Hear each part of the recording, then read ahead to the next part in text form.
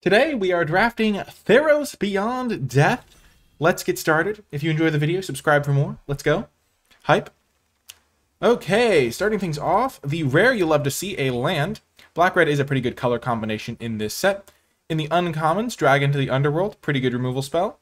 There is an axe hardened in the Forge, which is also a fantastic card. Starting with a black card is really good because black is the best color in this set. The other cards worth noting in this pack, an axe would be my second pick. It's just a really good card. Just creates a bunch of extra tokens, works well with some sacrifice themes. Final Death, great common, one of the top two black commons. Exile is super relevant in this set because there is a graveyard mechanic in Escape. Then Deny the Divine and Omen of the Sea are both solid. Omen of the Sea is better though. It's the best blue common generally speaking. So that's something you should know. And then there is like Incendiary Oracle, Satyr Grove Dancers are both solid 2-drops. I think the Oracle is just better. Exile is relevant. And yeah, so we're going to take Drag to the Underworld though. We would like to play black if we can, but we're not going to stoop so low as Funeral Rites because this card is not great. So, other cards that are worth noting in this pack. Siona, kind of tough to get going. Not really a card worth taking this early. Not really. Here's the Rebel is okay, but not like insane. Stinging Lionfish can do some work, especially if you end up in like a blue-red do stuff on your opponent's turn deck, or just a blue-black control deck. Maybe we could do that something with that. This is an instant. Ichthyomorphosis is fine as well, but I like the Lionfish. I think it's between that and probably the Heroes of the Revel. We did just pass a really good red card. The rare is missing out of this pack, so we don't really get a huge signal here because the rare could have been anything.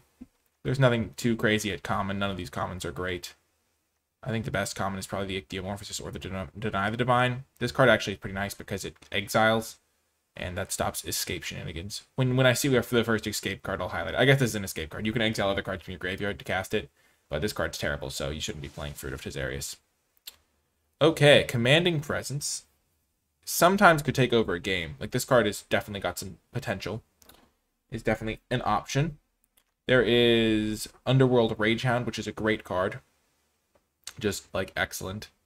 Omen of the Forge, Wolf-Willow Haven. So there's really a lot of options here. I think Commanding Presence is solid. Black-White has an Auras sub-theme. Blue-White, I forget exactly what it was all about. I think it also maybe had an Auras sub-theme or, like, enchantments. So Commanding Presence does have some potential here. And then there's Wolf-Willow Haven for some ramp. Black-green is fine. As a deck, Underworld Ragehound is tempting. We've been seeing a little bit of red. I think I'm going to take the Presence, though, because it's the highest upside pick, and it seems to combine well with what I have. And I'm not going to miss a Ragehound too much. It is a good card, though. So don't get that twisted. 3 different colors, 3 picks in. This card is unplayable. Don't take it. It just never does what you want. Here there is Omen of the Sea. There is Warden of the Chained, which is a pretty good card. Here I like Omen. Goes well with the Lionfish. Keeps me flexible. There's a lot of blue cards in this pack, all of which are viable. Traveler's Amulet is also fine if you really want to splash or fill your graveyard, but not a huge priority. And yeah, Red-Green was like a deck that cared about having creatures with that 4 more power, like Stampede Rider, that sort of thing. But it's not really like super powerful. Omen of the Sea is great, though. Works with the Lionfish. Potentially any enchantment synergies. Thirst for Meaning is solid. There's like a trifecta of blue cards that cost 3. There's a Vexing Gull, which is a 3-mana 2/2 flyer with Flash. There's Thirst for Meaning, and then there's the counterspell Deny the Divine we've seen a couple times. So that's like a pretty good system. Okay. Sweet Oblivion is an interesting card. You would generally only sideboard it in, because sometimes your opponent is milling themselves so much that this can be your win condition. Naiad of the Hidden Cove is fine. There's also Heliod's Pilgrim, which is actually an excellent card if you can get the right pieces. We already have a Commanding Presence, so that's kind of nice. Naiad of the Hidden Coves does play well with like Omen of the Sea, the Lionfish package. So this is tempting. There were a lot of folks that said this was like the best white, one of the best white commons, because there is a common aura that can get rid of opponent's creatures. Yeah, this is kind of the Auras theme. It's definitely between the Pilgrim and the Naiad. I guess it depends on how much I think I'm going to be playing white. I think I will take the Pilgrim. I think it's higher upside. We see another Warden of the Chained. There's a Wave Mystic, but that card was never great. So now I think I will speculate on the Ragehound over the Trickster. The Trickster was never that good. We could still play like blue-red, cast spells on our opponent's turn as a deck. This card's like playable, but not great. Portent was sometimes good in sacrifice, but black has not seemed open, which is sometimes what you expect because black is the best color in the set. And this card, not really good. There was sometimes a blue tempo deck that would use this card, but not really a card that you're super excited about. I think we'll just take this one. Works well with like Commanding Presence. Definitely a card you can use. Wow, late Chainweb Arachneer. This card's actually great. I mean, there's a lot of good cards in this pack. Piper is pretty solid, especially in sacrifice decks.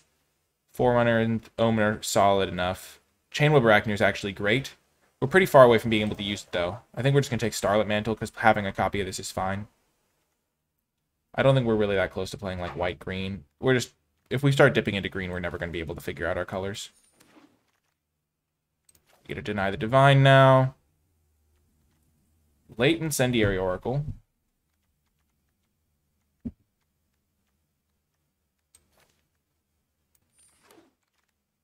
And another Deny the Divine. So this is kind of where the blue package comes in, because we have a Deny the Divine and like an Omen of the Sea. We're going to hope to try to get some more instant speed cards that we can cast in blue. So Test and Training's fine. I guess we're not playing green, so we'd rather pass the green cards along. This card's not playable, though. So here it looks like we're playing like blue-white. There is some red cards that we could potentially consider playing. We don't really want multiple Starlit Mantles, but we'll put it in the main deck for now. So the Stinging Lionfish is looking pretty solid. We will need some creatures to kind of help us end the game. Hopefully some Vexing Gulls, because those are great 3-drops to complement the Deny the Divine. I guess the only real reason to play blue-white in this set, now that I'm thinking about it, I think it was Dream Trawler. Like, that was the blue-white card. Like, if your opponent played blue-white, they generally had a Dream Trawler, because otherwise the color kind of lacked synergy. I'm remembering that now, as I'm kind of on the... as I'm on this path, I am remembering that. Ashiok's Erasure could actually do some stuff sometimes. The problem is that there is enchantment removal relatively frequently in this set. Grey Merchant of Asphodel could also do some stuff. We could totally abandon the white. We only have 3 white cards, and we do have, like, a red card. And red-blue actually had some, like, synergies.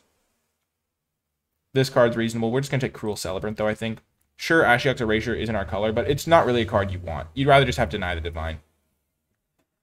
And we're just going to take the Careless Celebrant and try to maybe go down this path. Sunman Pegasus was kind of an evasive card that could go well with a Commanding Presence, but I think we'd rather play blue-red. Red did seem relatively open. And boom, there's one of the payoffs for blue-red. This card's really nice. Works well with like our mantles and stuff. We're going to just go for this deck instead. I forget what I took the Pilgrim over. I think I took it over at Underworld Ragehound, which is totally fine.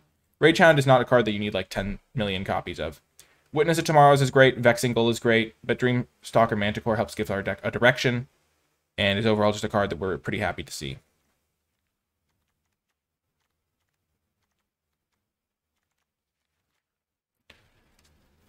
I'm glad I remembered that. I mean, the Flicker of Fate has some good, cool combos in white.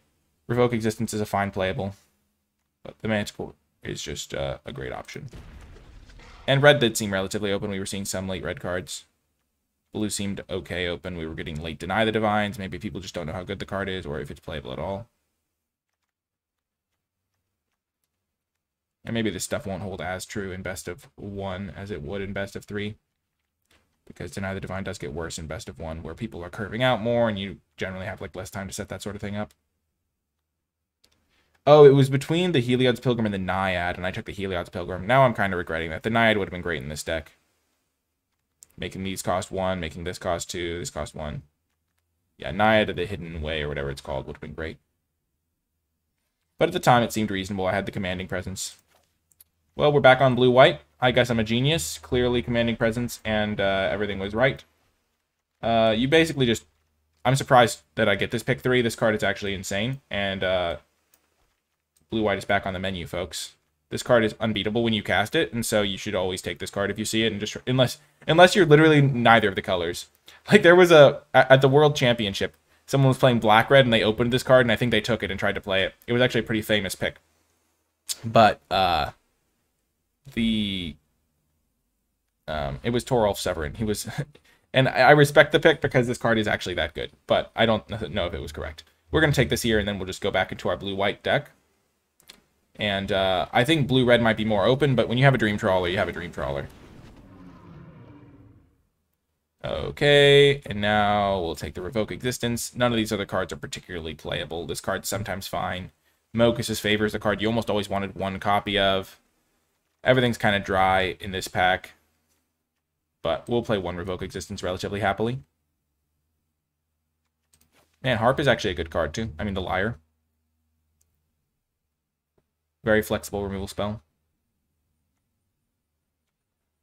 There's also the Thirst for Meaning, which is good because it can help us find our Dream Trawler, and it works well with the Deny the Divines, but I think having a Lyre is better.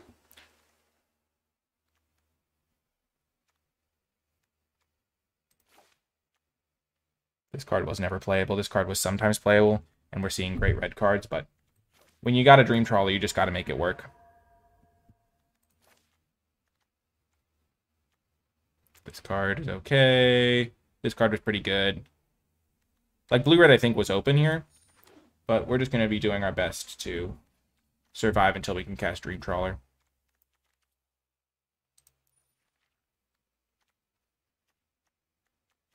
Doing whatever it takes to get this card in the deck. It really is worth... Like, you basically just can't lose if you play this card, and so it really is worth going for. Crazy that we got to pick 3.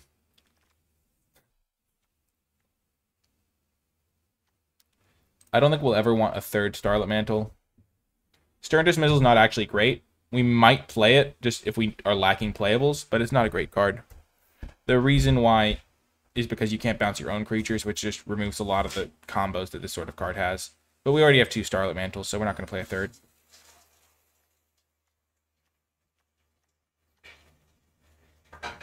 And now I'm happy I have the Heliod's Pilgrim, because I can use it to get, like, Commanding Presence, most likely. Or I guess Starlit Mantle. Hopefully we get one of the removal spells that it works with. Phalanx Tactics. Yeah, this card does sometimes work with, like, certain 2-drops and stuff.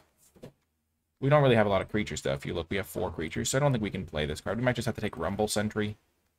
Just not a great card. Here we will take Flicker of Fate. Nice card. Has some good synergies in the set. Indomitable Will can do some stuff sometimes, if you have more creatures especially. Wow, Return to Nature coming around late. So here we have 18 cards for our deck, though I would say that about 4 or 5 of these are just bad cards, like Memory Drain, this card, this card.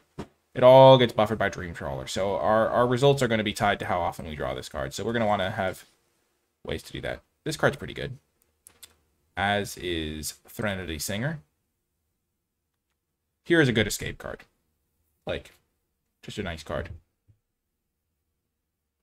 Gives you, like, a late-game threat. Ichthyomorphosis is fine. This card is sometimes okay. But Threnody Singer generally gets you a nice bit of value. And works with our instant speed plan.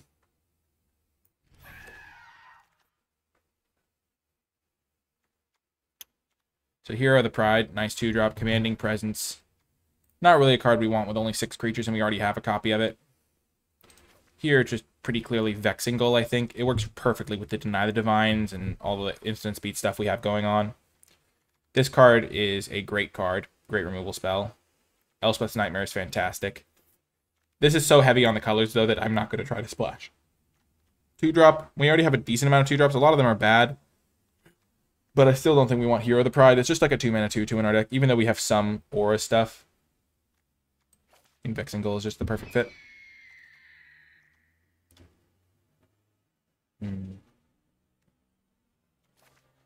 Normally I wasn't a huge fan of this card. It's very slow. And it doesn't work great with our instant speed plan. But I do like Scry when we have Dream Trawler. We're not going to be able to make that work. It never really worked in this set. This card's sometimes fine. Heliod's Pilgrim is a great card still. But, like, we don't have that many good auras to go get.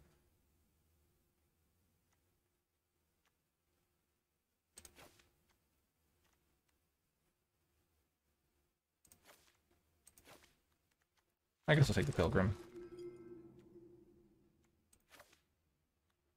Soul Guide Lantern sometimes did work. I think we might just need a 2-drop, though.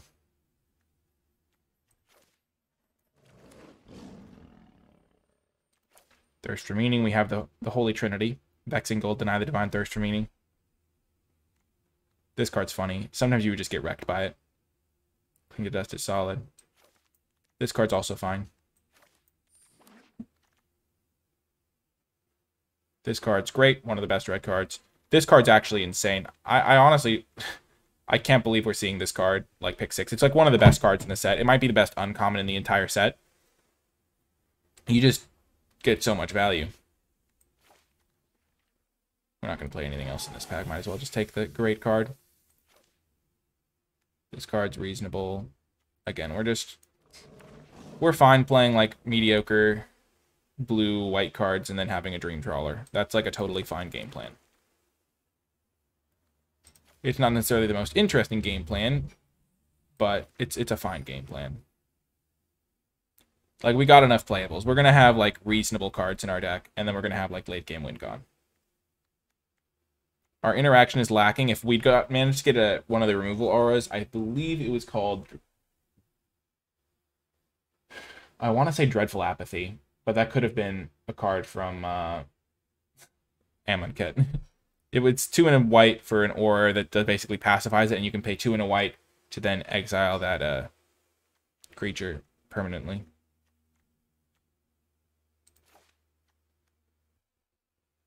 Draw a card, then discard a card. We might want this just because Dream Trawler. And we already have 2 counter spells that are better than that.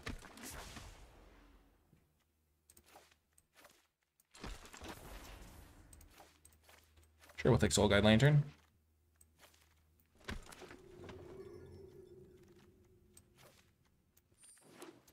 Probably don't want 2 memory drains. Just a hunch. Just a little bit of a hunch. This card is not great, but we'll put it in for now just so we can consider all of our options. So 17 lands makes sense to me here. Let's see. We have 7 cuts to make. We don't need an Indomitable. This card is much better when you're aggressive. In our deck, we were just going to use this Starlit Mantle as a better substitute. This is good if you're, like, attacking your opponent, using it to, like, buff your guys. But we don't have a lot of creatures. We have 13 creatures. We can't really afford to shave creatures in here. We can shave a couple, like 1 or 2, maybe. But we're going to want to mostly keep all of our creatures. So we're going to cut, like, stuff like Indomitable Will. I still don't like the Stern Dismissal. Might be necessary, because most of our removal is counterspell based. So it could do some stuff there. The Turtle. Not my favorite card, but it's playable.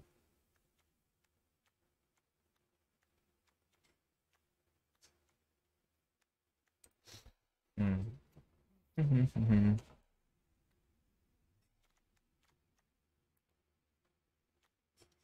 we have to make 6 cuts. Definitely cutting at least one of those. Not a big fan of Glory Bearers. Not a big fan of that guy.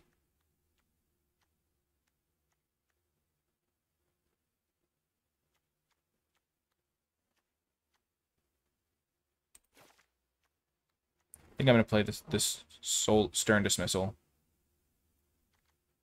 I'm going to play this guy just so I have something expensive to cast. My only interaction is Entrancing Liar. I don't think I need 2 Helios Pilgrims because I only have a couple of, like, random things to get. Probably don't need 2 Starlit Mantles. I went down to 10 creatures. Yeah, that's okay. I think all these cards are fine.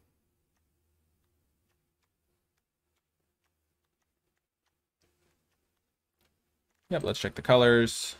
Yep, slightly heavier towards blue, but still want 8 planes so I can cast this as consistently as possible. Memory Drain's not a great card. Like, this card's better, but I don't have the cards that make it work. And Elite Instructor could also just be better than Memory Drain, but I do have a lot of instant speed shenanigans, so I think we're going to try it like this. Obviously make Dream Trawler the poster child, and let's see how the deck does.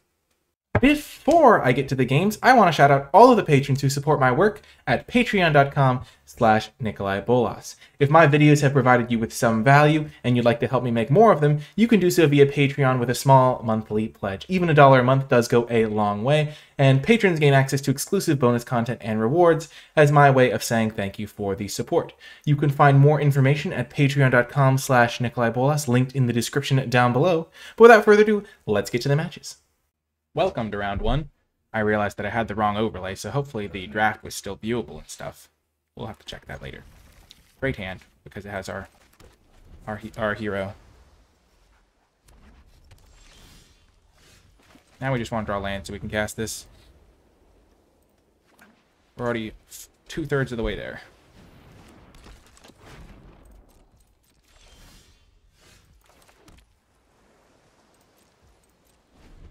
Red-white can be a pretty aggressive deck. We will Vexing Goal.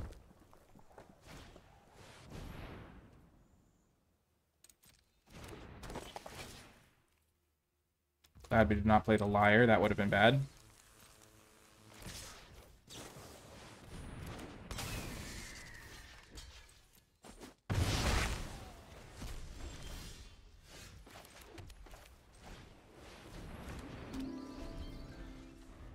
Okay, so we're going to win this game, presumably.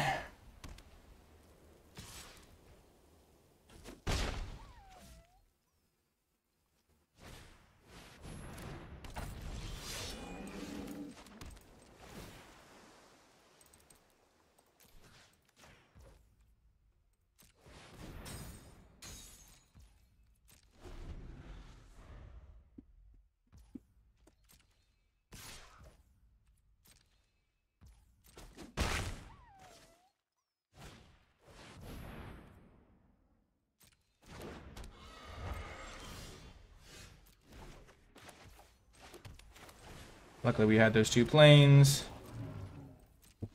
We don't really want to block, because we don't want to risk it with a combat trick.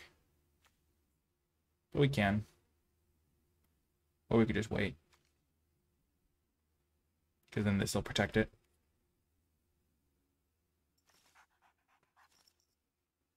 We'll cast this main phase to get this an extra +1/+0.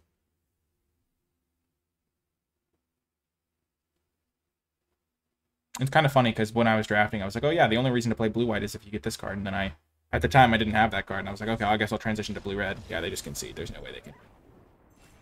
Hooray.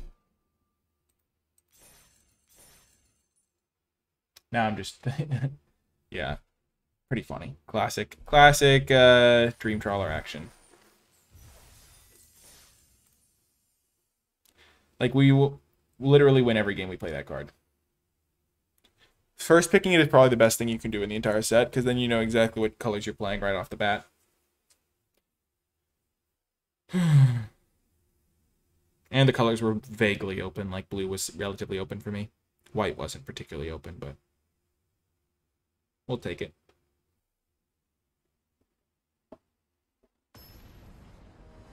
The games where we don't draw Dream Trawler, or it takes us a while to draw it, are going to be the interesting ones.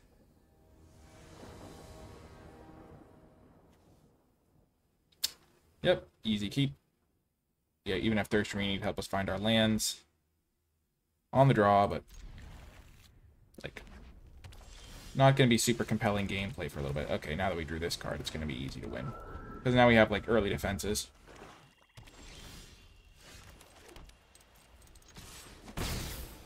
There is one way to get a removal spell on this, and that is if you use Flicker of Fate with like the aura, then it returns. Oh no, it wasn't Flicker of Fate. It was like if you returned it to the battlefield attached to a creature, it would do something good for you. Like it would work out the way you wanted. Okay, so we have our 6 lands.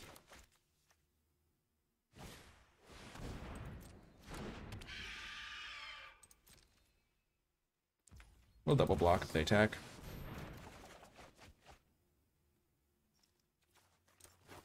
Definitely discarding that. It is a good card, but we wanted to make sure we had all of the 6 lands that we needed. So here we'll counter anything they play Rumbling Sentry, and then play Dream Trawler. Having an extra land is not the end of the world.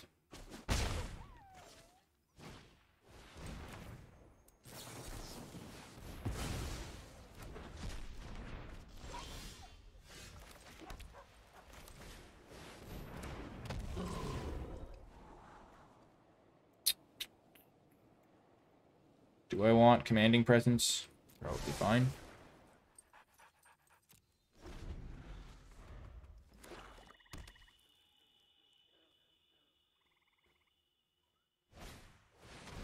Oh, this is an incredible rare.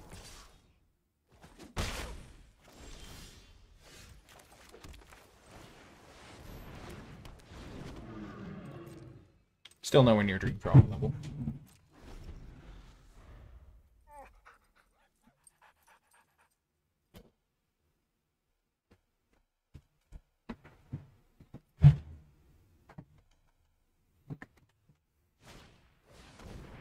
Wow. That is one of the interesting cards from the set for sure. There were some cards that let you sacrifice enchantments, like this guy. No, this one doesn't sacrifice enchantments. There was some sacrifice outlets for enchantments, though.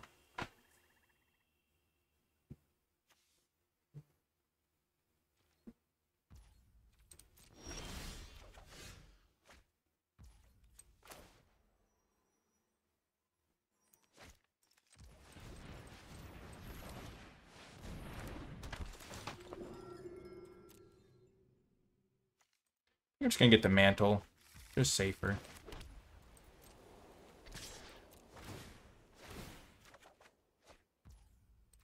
Like, nothing can go wrong if I have this thing. I can discard a card, or I can just play mantle. I have Threnody Singer up.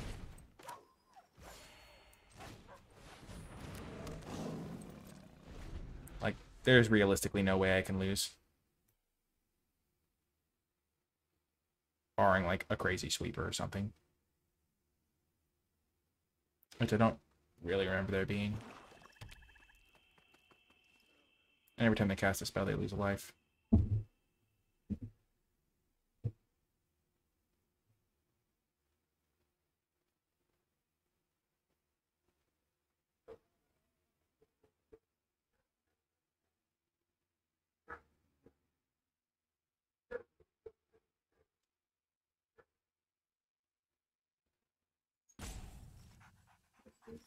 The fact that this is just a rare is pretty bad. Should have been a mythic.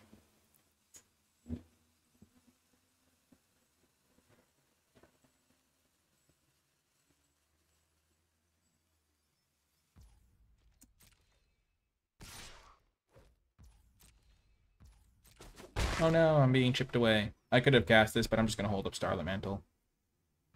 Not really a priority for me to do anything else.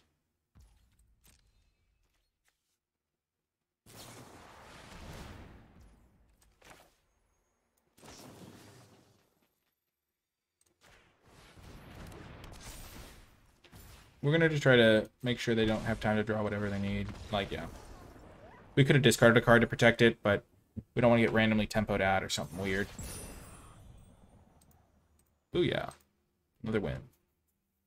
I mean, as I said, every game we draw a Dream Trawler, we're going to win. And the other games are going to be a challenge. Or at the very least, interesting as we frantically dig for Dream Trawler with everything we have.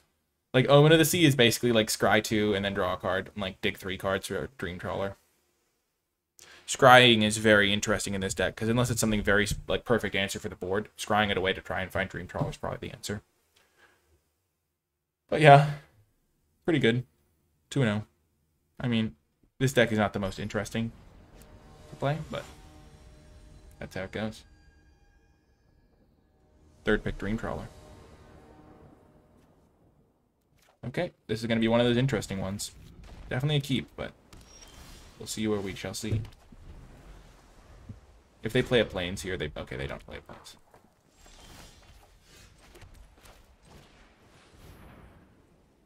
If they want to kill this with their Omen of the Forge or whatever, we're fine with that.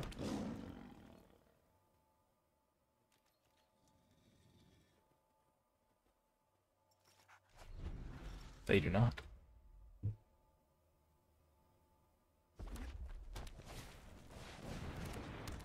Nice.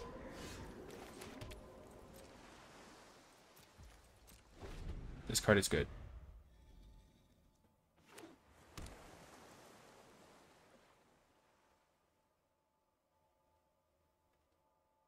This deck could have counter spells, which does make our plan a little bit worse. Okay, they're playing that card, so we're going to win. Like, this card is just bad.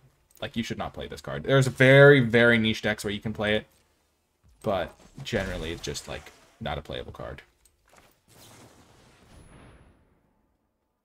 They can counter it, but we don't care. Don't want that. Even though it can hit their guy.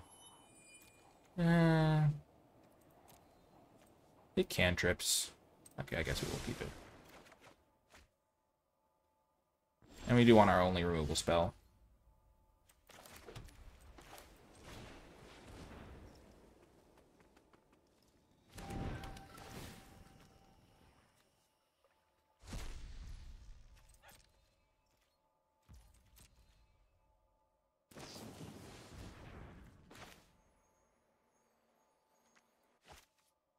That's fine, because our Liar can tap that down really easily.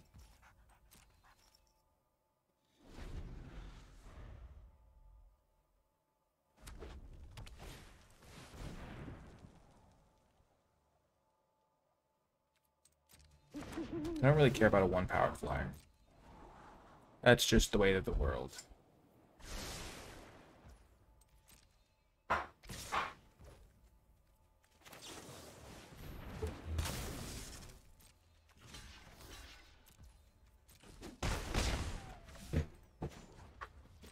See this cantrips, we got rid of their thing. We have a blocker for this thing. We have counter spells.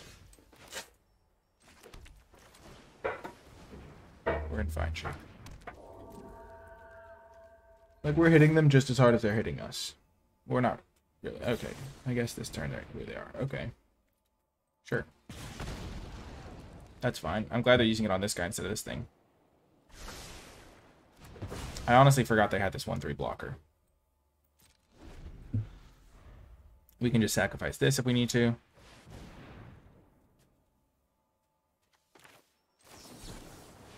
We'll just do this so we can get it out of our hand and scry too. Yep. Easy peasy. This will draw us 3 cards at some point.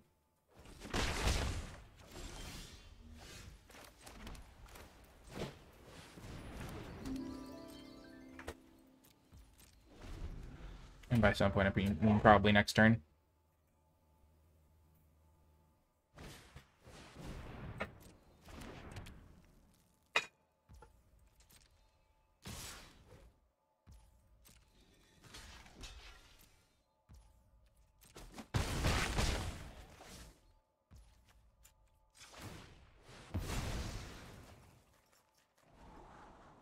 There we go.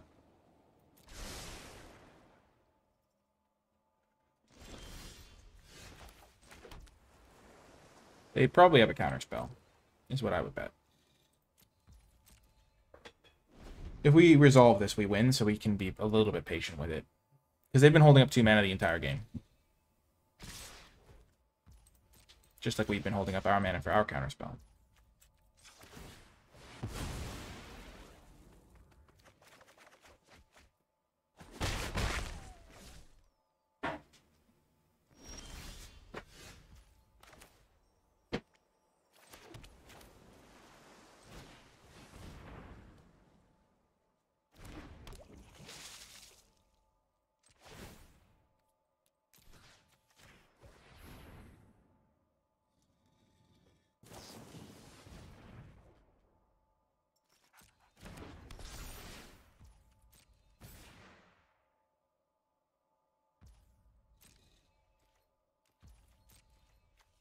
So here they attack us with Renity Singer, make this thing -2/-0, tap.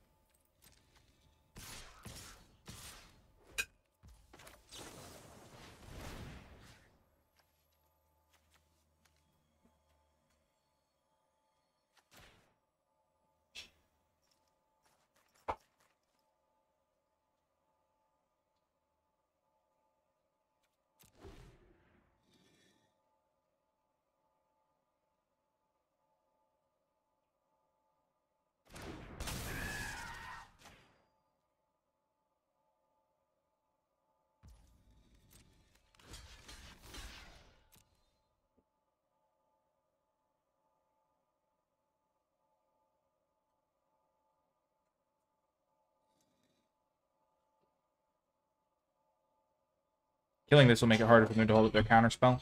if they have one.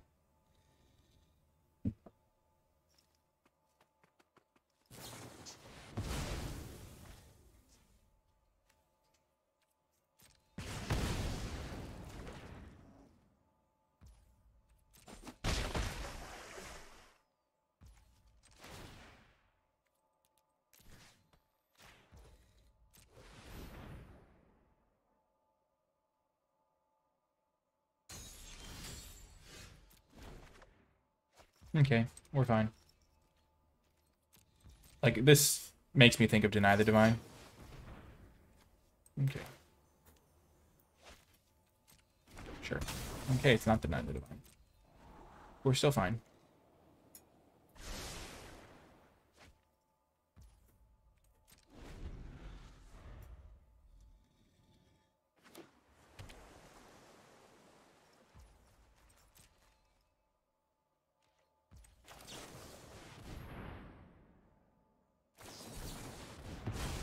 Perfect.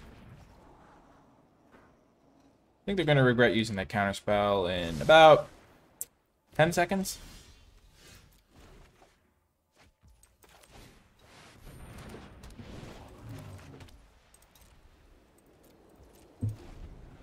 Maybe 10 seconds. They scratch you to the top, so we'll see what they have. Sure.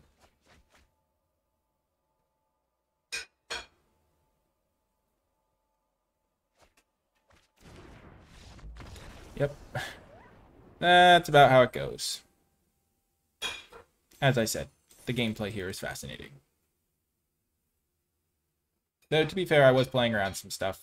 You can be really cautious, because, like, as you saw, they conceded, like, they're going to concede no matter what, when I resolve Dream Trawler, they're going to concede. So I can afford to play around their counterspell, try to bait it out and stuff. They didn't actually have the counterspell that I was playing around. They had, like, Omen of the Sea or something.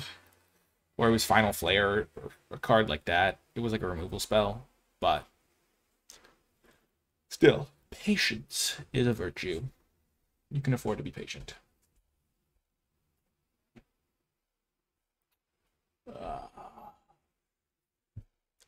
There ain't no mountain we can't climb. I got you, Dream Trawler. Okay. Again, not a great hand. This is actually a really bad hand. It's like the lower, like it has both of our colors, so it's keepable, but it is a lower bound of the hands that are like, it's just not good, but it got a little bit better with this thing. And Vexing Goal is a nice addition as well. Red, white, A. Vexing Goal can maybe ambush the Envoy.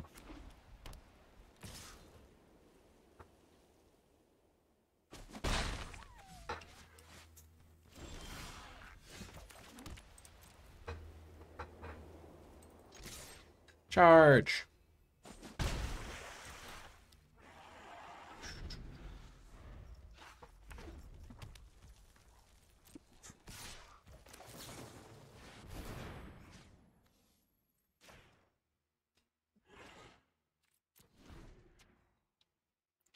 They could have a counter, like a combat trick pretty easily here. +1, +2, Indomitable, whatever. But we're fine with that. And it's such a high, like, winning play if it works, though. So we're willing to do that. We'll just do this and then hold up Riptide Turtle and Karametra's Blessing in case they have removal. This can also tap some things for the tempo play.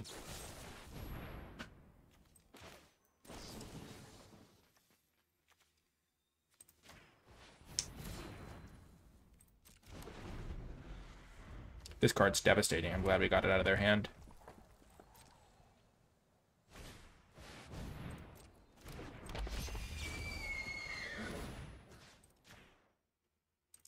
Lionfish is just great. The artwork is also stunning, which helps.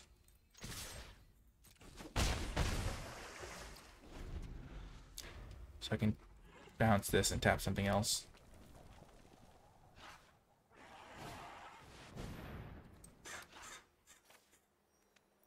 Oh my gosh, that's so savage.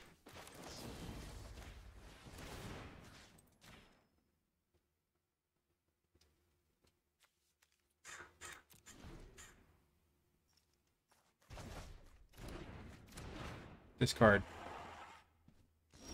Not the best.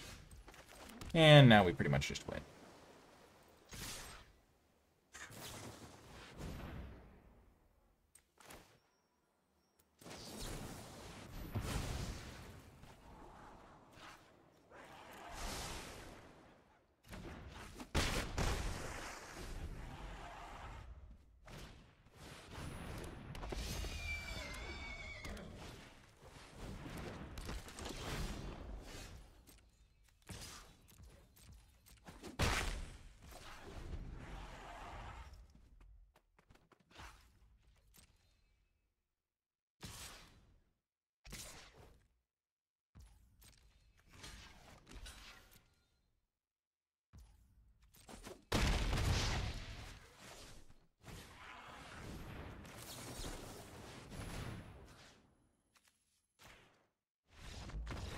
Yep, didn't even need Dream Trawler that game. Stinging Lionfish and Tempo did all I needed.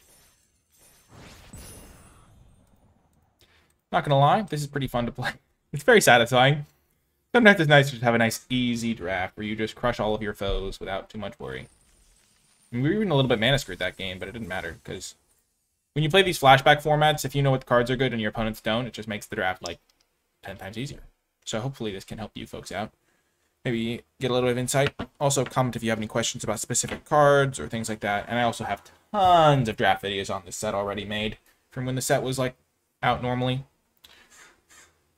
I did draft it a lot on Magic Online. I don't remember if I was recording those. I think I just played it a lot on my own because I had a lot of fun with it. Like, the set's just really fun. There's a lot of cool decks, a lot of cool, like, synergies and stuff.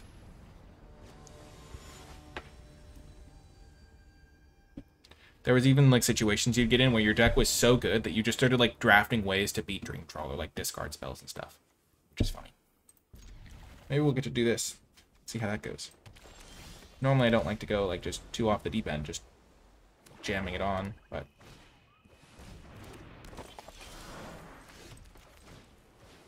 Ooh, I'd much rather put it on my flyer. We'll block. You shall block your Sata Grove Dancer. No, don't do it. This is like the escape color combination. Oh no, that's so bad for me. So bad for me.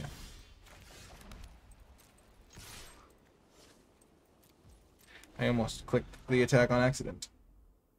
This is a great curve for them. If I don't draw a land, I'm in trouble. Oh, we got trouble. Right here in River City. That's trouble with a capital T, and that rhymes with P, and that stands for pool. Oh yeah, well, that's not gonna happen. We're gonna need to draw a land here, I think.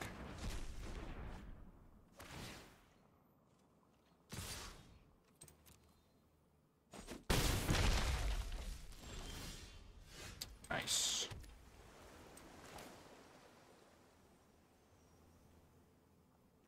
This gives trample. Black has some good removal spells. But I think I have to be mana efficient here.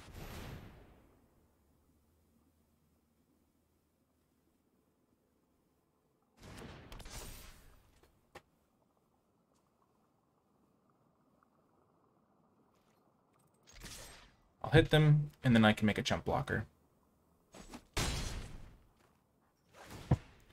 And then next turn I can play Hero of the Pride and hold a Vexing Goal. I'm not going to chump block this turn, but it's a chump blocker for later.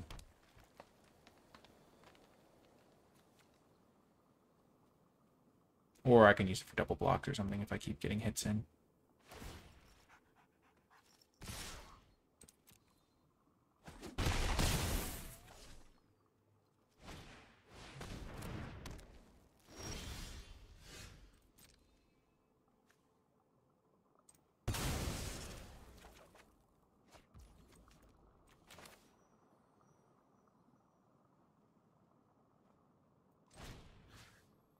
So I could get rid of the inevitable end, but I think I'm just going to keep hitting them with my Hero of the Pride.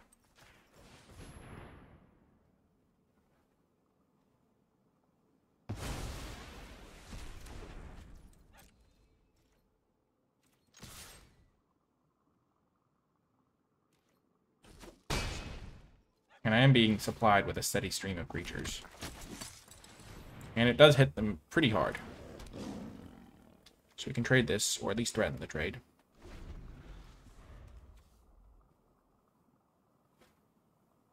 Eventually get the Rebel Link Sentry out. I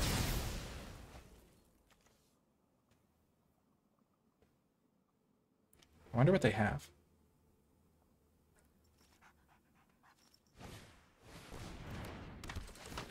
Oh.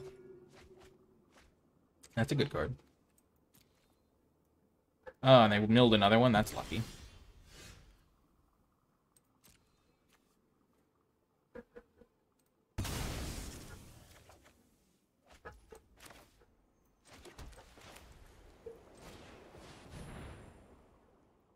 We're going to tap it so that they can't endlessly chump our guy.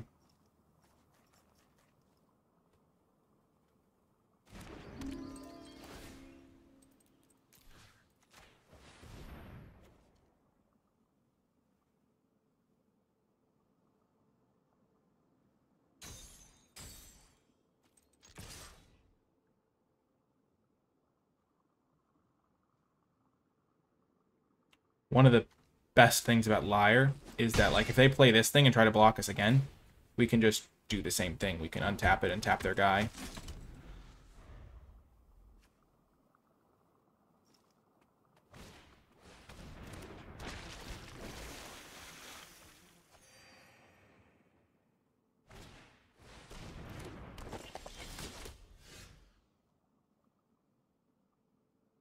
Mm-hmm.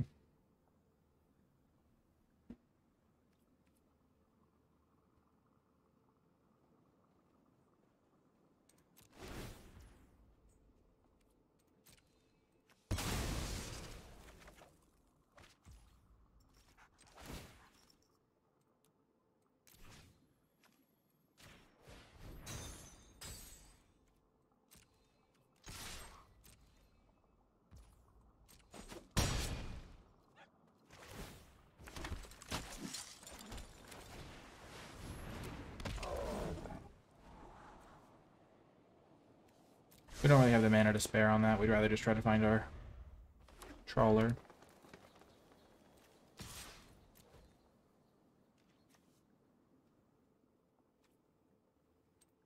Get a block, we want something to sacrifice.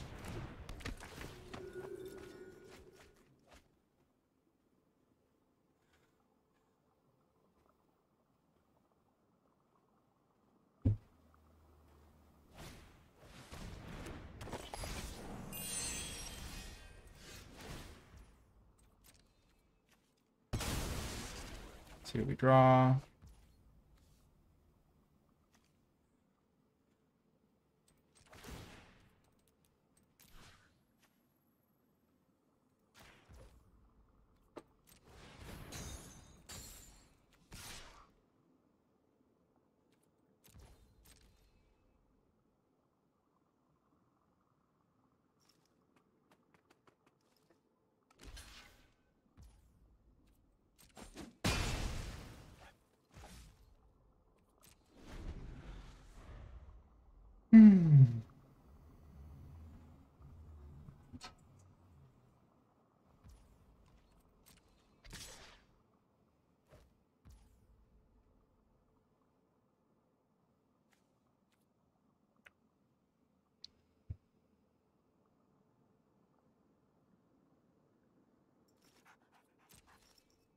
I can't afford to block.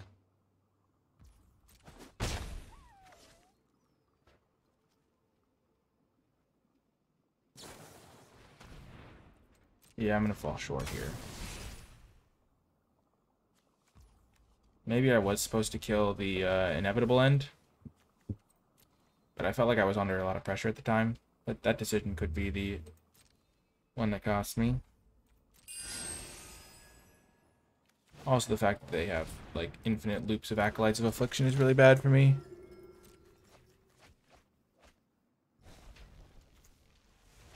That's funny. If I draw Dream Trawler this turn, I think I can win.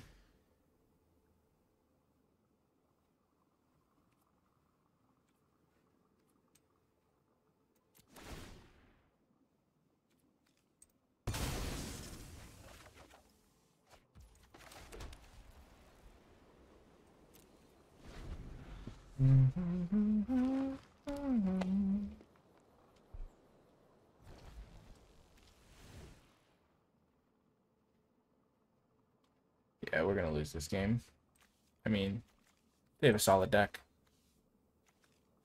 Acolyte of Affliction, milling Acolyte of Affliction was also really bad for me because it made it so that I couldn't just, like, chip away at their creatures.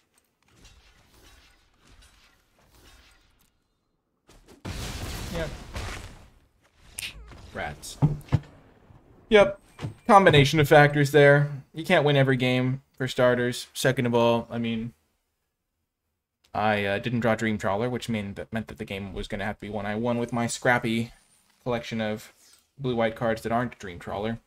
And then third, like, my deck didn't really deliver all the stuff I needed. Some small decisions I could have maybe made better, though. I think getting rid of the Inevitable End might have been the correct play.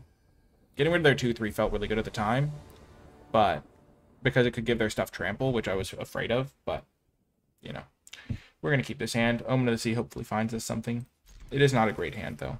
This is kind of the thing with our deck, is the deck is warped around the fact that white wasn't particularly open, so our white cards kind of are bad. But we have tools to find Dream Trawler frequently. Hopefully you got to see how good Liar is, though. This card's great.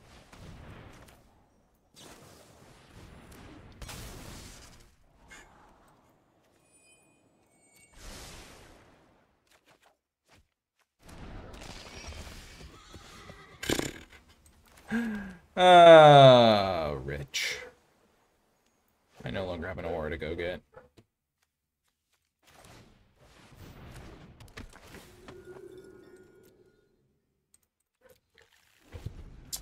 That's hilarious.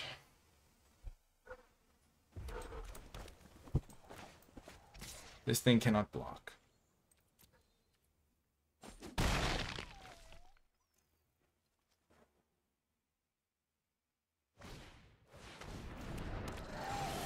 Barika's spawn, eh?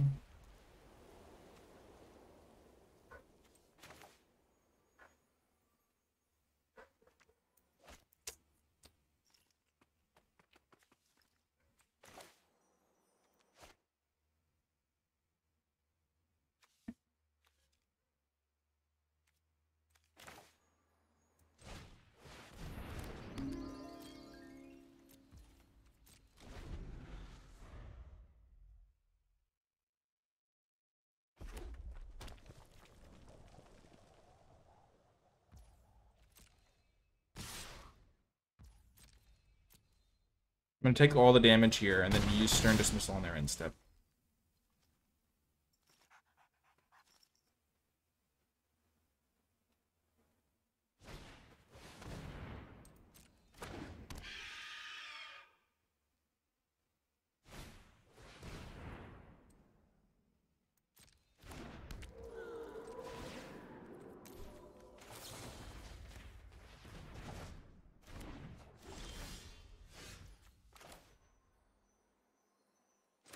Yeah, this game is so over.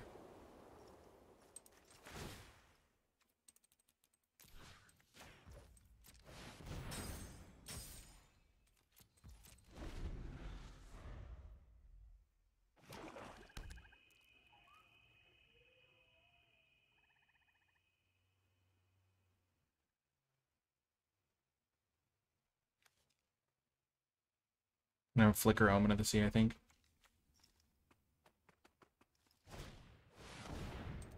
I should have waited so I could tap this thing down.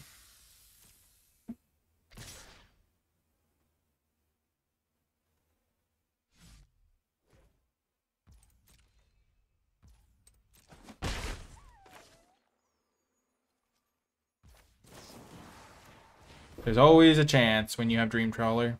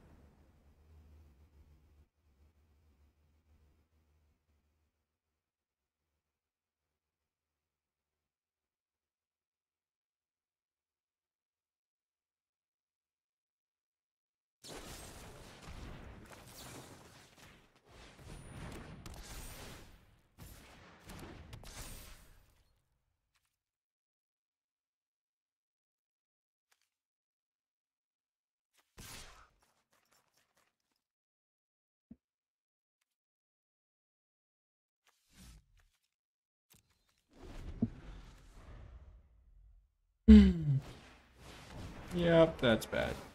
I might just be dead, yeah. GG. Oh, man. Even Dream Troll wasn't going to get me out of that one. Because they have the lamp pad to just sacrifice all their creatures to.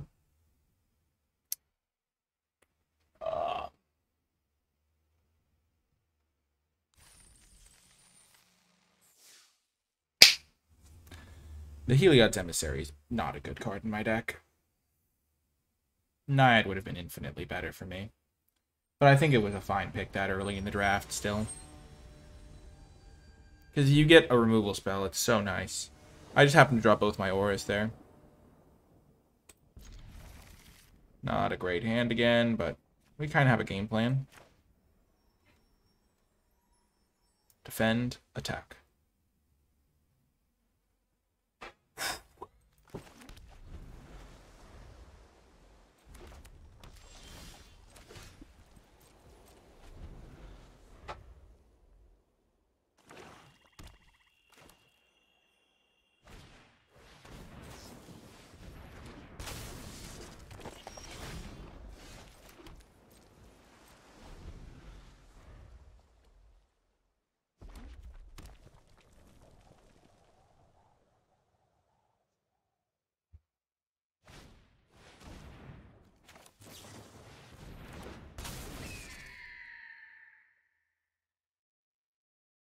Probably gonna get rid of Revoke Existence if I had to guess.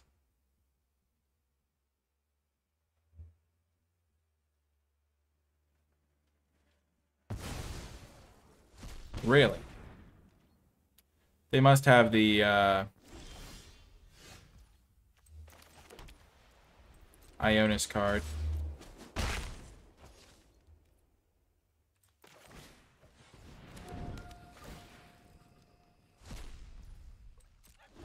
The like 4-mana aura. Nope, they do not.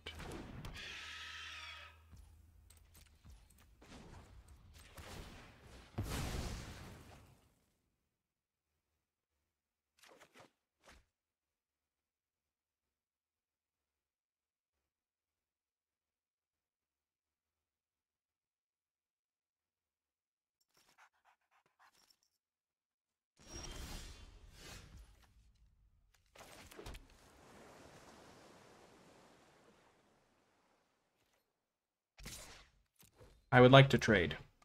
Thank you. Sure, 2/2 is technically better, but I'm really worried about this thing getting sacrificed and then just killing my guy for free.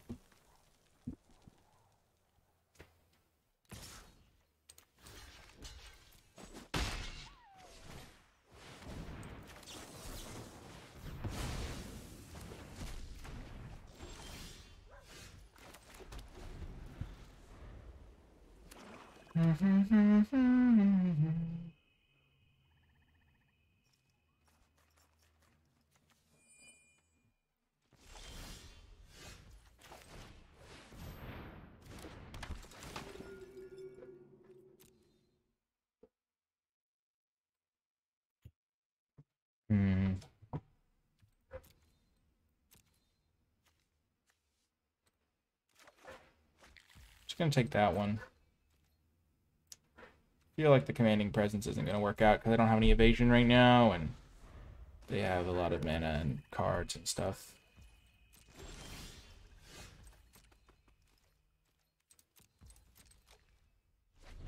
I guess I could attack. Chip in, as they say.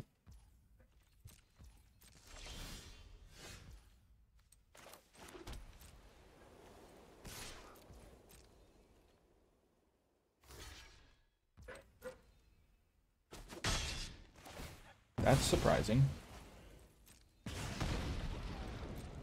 I'm playing my land so I can play this and sack it in the same turn.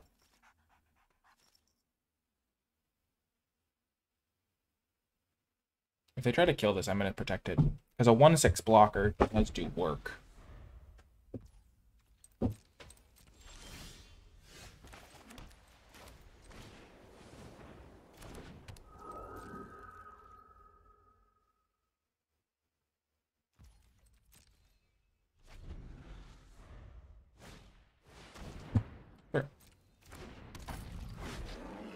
We will We'll probably revoke existence this, because it's going to make all of our other removal way worse.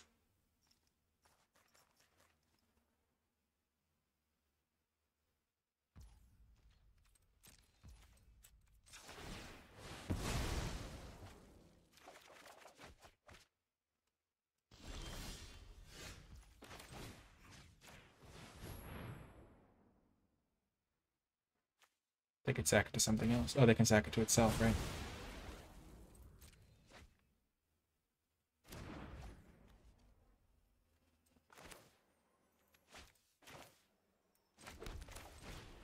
I guess that was kind of bad. I forgot this can sacrifice itself. They've tended to move away from that terminology recently.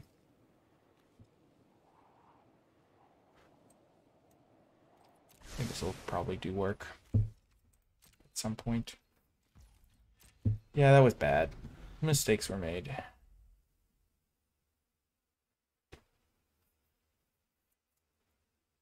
Probably going to try to discard the Starlit Mantle to Thirst Remaining. Maybe not. Maybe not.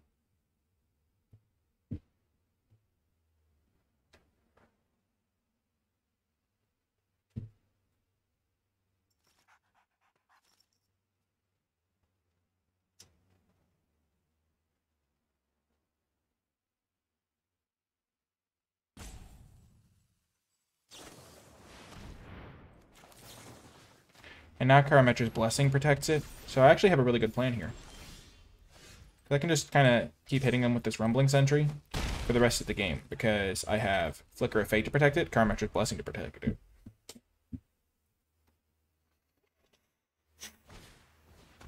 Oh, that card's good.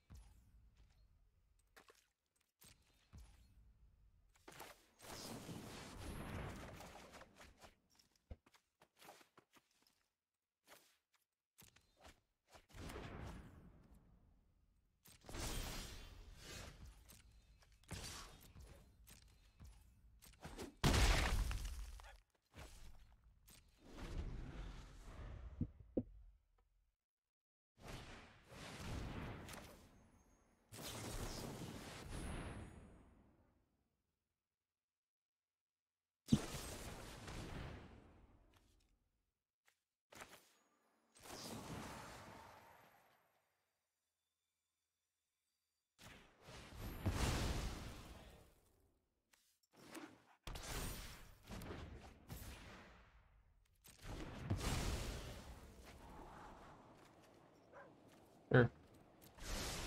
Sounds good to me.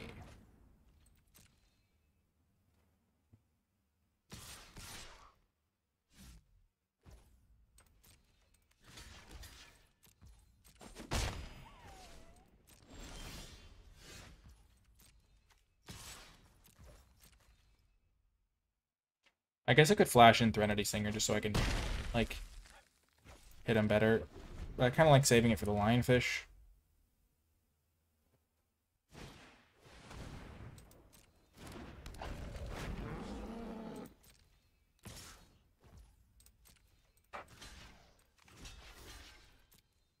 Or like combat or something.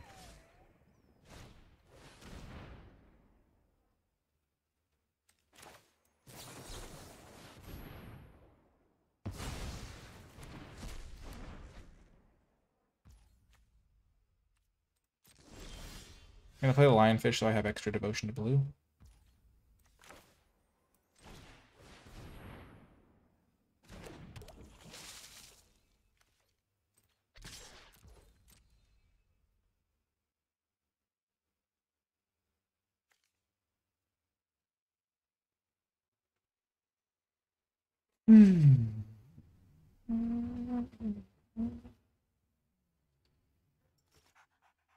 Rumbling Sentry, just rumble again.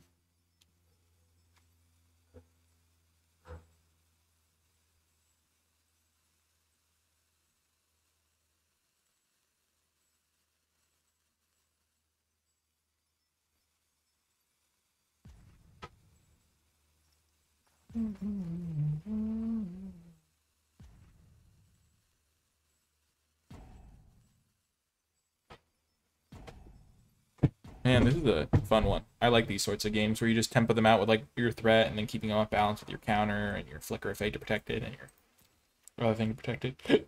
I mean, we only have 11 cards left and we didn't draw Dream Trawler and we didn't even need it.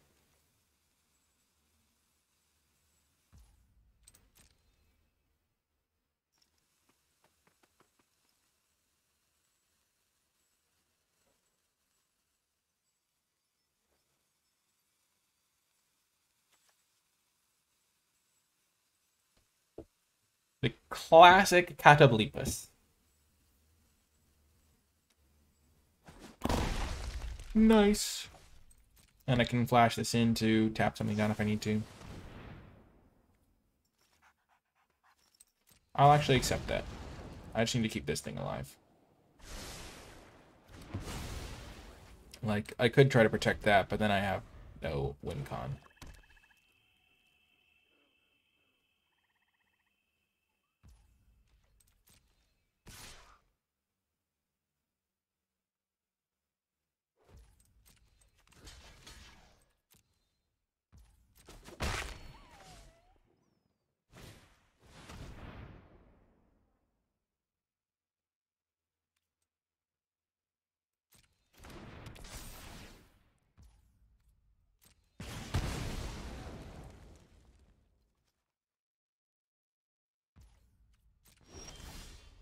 There's the Dream Trawler.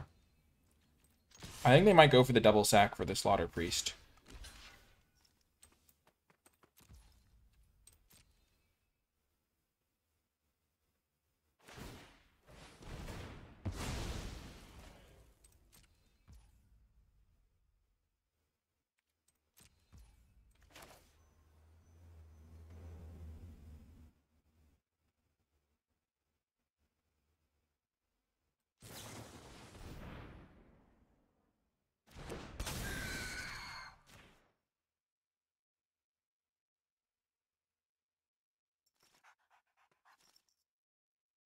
They might concede before we even cast the Dream Trawler, which would be the dream, honestly, because then it proves that we didn't need it to win.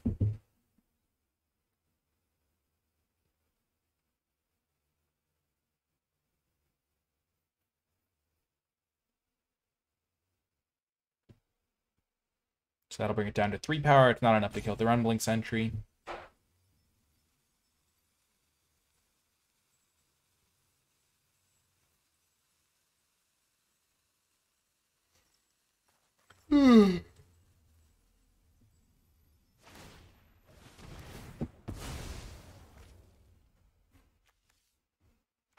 Oh.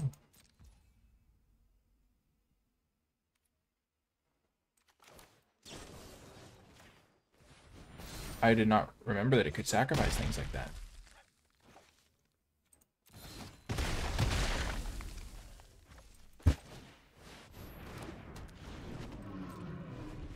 Yep, they concede. Probably because of the Rumbling Sentry, but slight chance because of the Dream Trawler.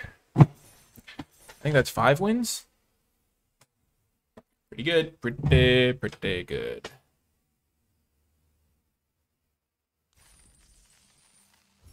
Pretty good on the night. Walk away like I don't care.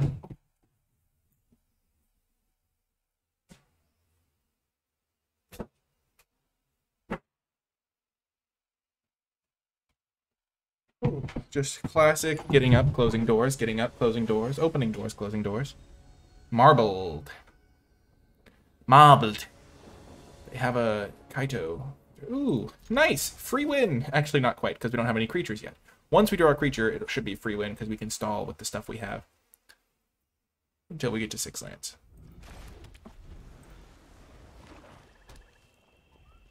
Any creature will do. We need 1 plains and 1 creature for this game to be as good as gold. As good as gold, as they say. Oh, goodness. That is not a good sign for us. Okay, never mind. It's just a 2/1 flyer. It hits hard, but we found the plains. Now we just need an answer to this.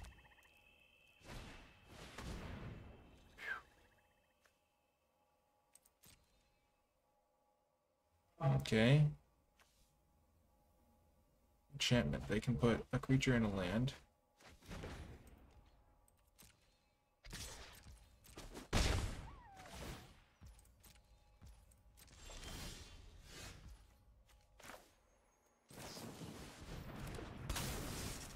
Give me a creature.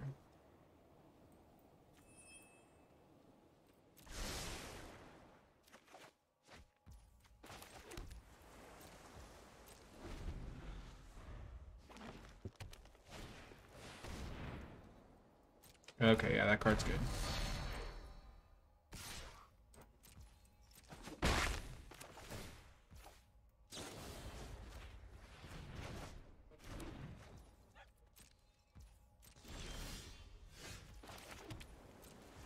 Oh no, am I gonna get dumpstered by...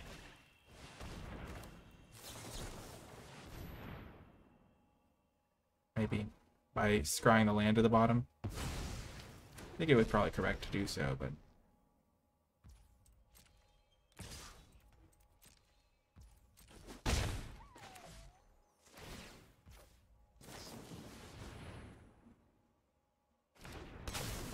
But if I do draw a land here...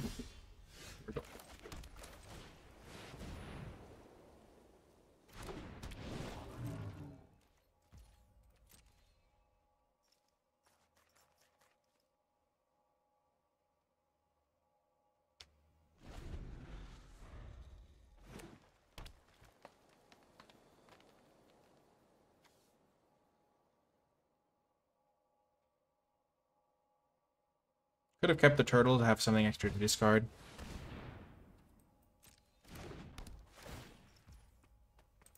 That is worrisome.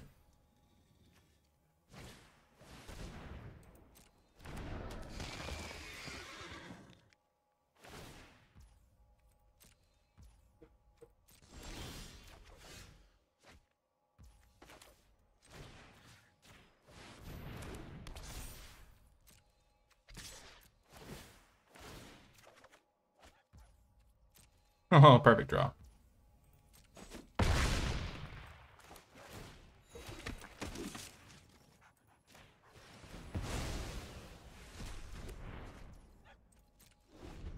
I still have 2 hexproof charges. Once I untap, I'll have this that I can always cast to give hexproof. Yep. Revoke Existence is just a pretty solid one of in most decks in this type of format. Because you can see there's so many targets.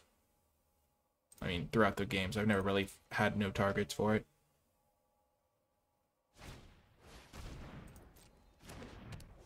I respect the fact that they're not conceding. At the same time, there's no way they win.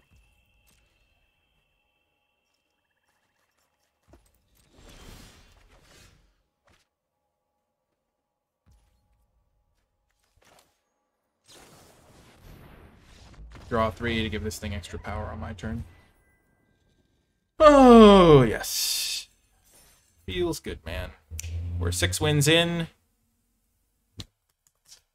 The Revoke Existence actually saved me, because if that thing started scaling, I might not have been able to get there in time. It still probably would have been fast enough. Especially because I would have been drawing so many cards. I probably would have found some way to deal with it. But I had already used my bounce spell, so.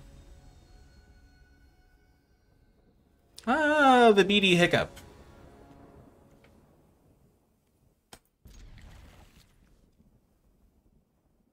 We'll keep it. Not the greatest hand I've ever had.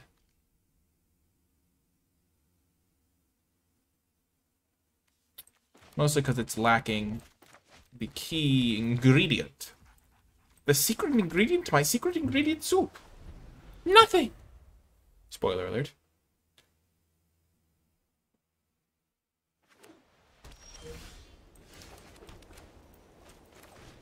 My old enemy, Flames. You know, some people just can't be bothered to take the basic decency step of using their... It's blue-white mirror match. That could mean Dream Trawler.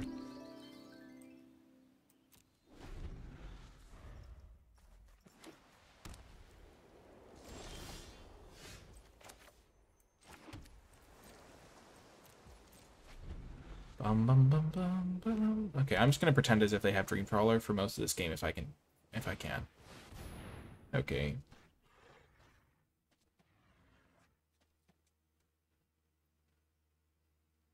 Never mind. We can't play around Dream Trawler.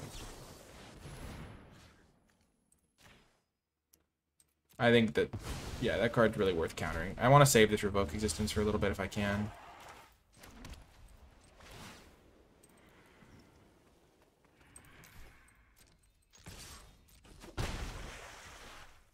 I do have plenty of counters too, so I might find another one in time.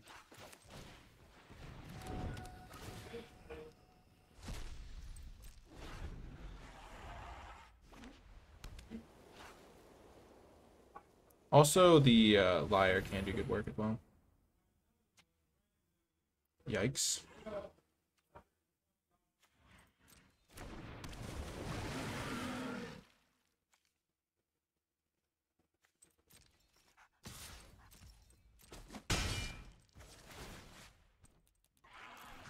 Should have cracked this in response to try and draw my another counterspell. We'll see what we shall see.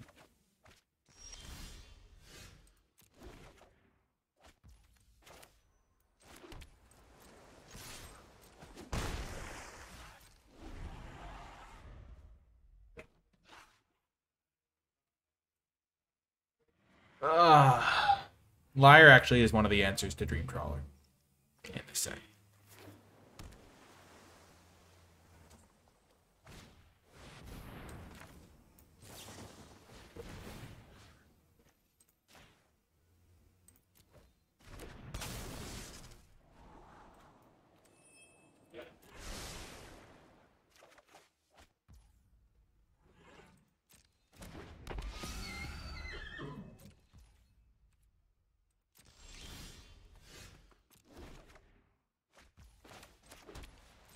So we would have drawn 4 planes in a row.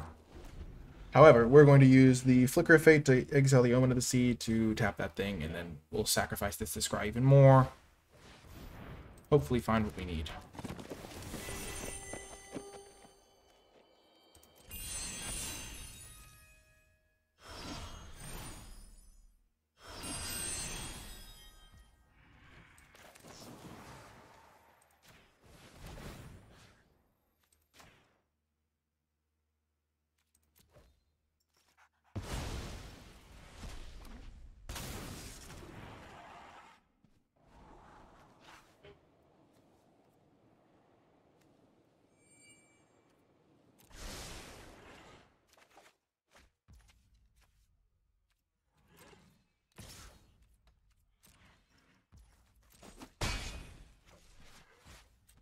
I guess I should have used the Chimera. Like, use Revoke on the Chimera and save my counter.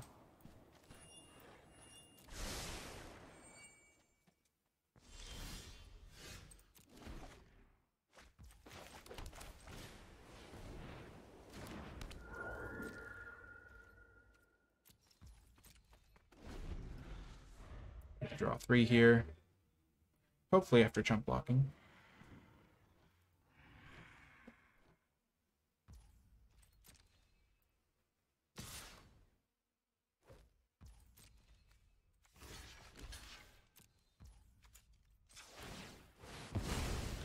If they have Dream Trawler, then I'll get to use my Lantern on it, hopefully.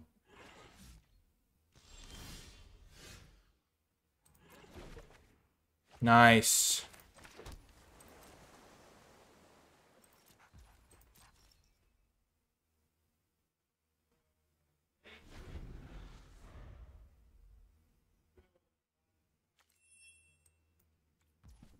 So we're getting pretty close. We've put 6 cards on the bottom.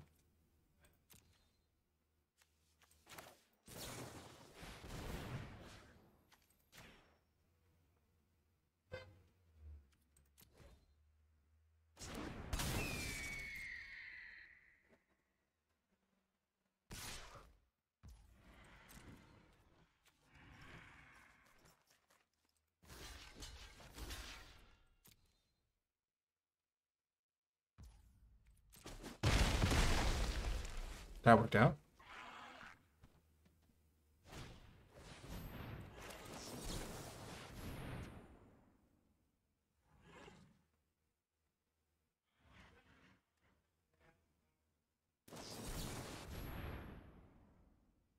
No, no, no, no, that's bad. Bad.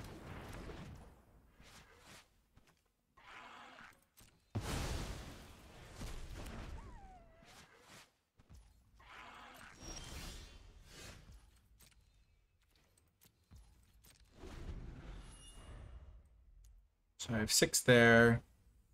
12 cards left, so every draw step gives me 1 in 12 chance.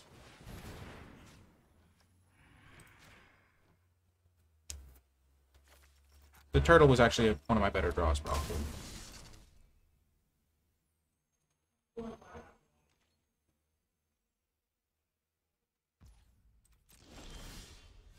The fact that they've drawn 6 lands and looted away 1 while I have drawn 11 lands while scrying away 4. So I have 11 lands, 4 there, so I only have 2 lands left in the deck.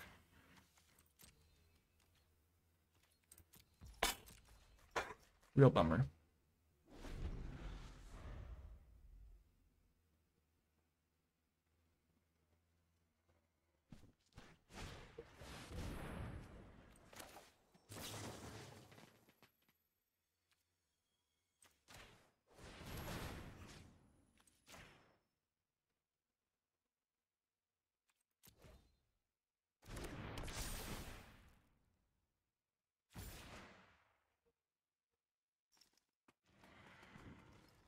This lionfish is carrying me.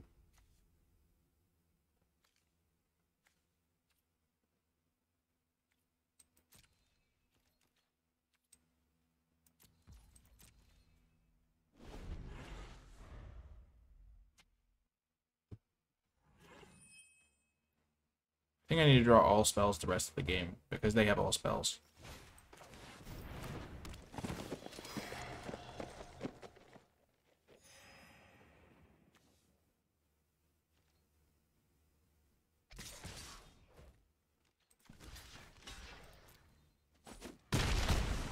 Come on, Trawler. Carry me. You've got to be kidding me. You've got to be. There's no way. This is so unlucky. My goodness. Goodness gracious me. Oh, it's so frustrating. I literally scryed 4 lands to the bottom.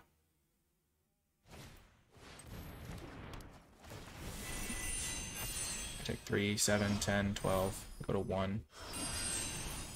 Literally Trawler or bust.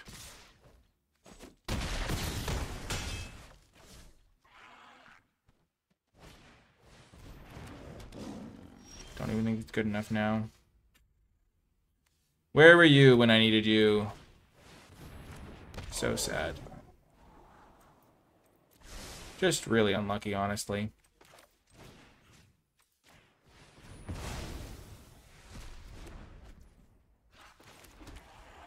They drew 6 lands. They did get to loot away 2 of them.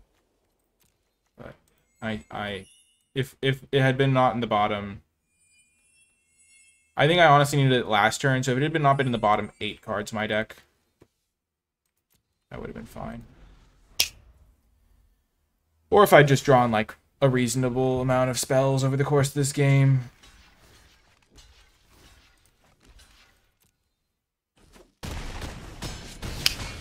Dang. It always feels good to get the max wins, but, you know, I don't think I could have done anything that game. I guess I could have used, like, let the Chimmerwing Chimera resolve and used my removal spell on that and saved my counter. That is something I could have done. And then I would have had my counter available for the Unicorn, so it would have worked. Actually, no, because then I wouldn't have, because they did it on turn 4. So I don't think I would have had it up. Regardless. Cool deck. If you made it all the way till the end of the video, if in the comment section down below, leave hashtag scrapping or trawling, because we were either scrapping out victories with our kind of tempo-y plan, or we were just trawling and winning. So hashtag scrapping or trawling to let me know you made it all the way to the end of the video. And remember to like the video, subscribe for more, check out the Patreon to support my content, and all that good stuff in the description. That is going to do it for this one, though. I hope you enjoyed this journey into Theros, and I will talk to you next time.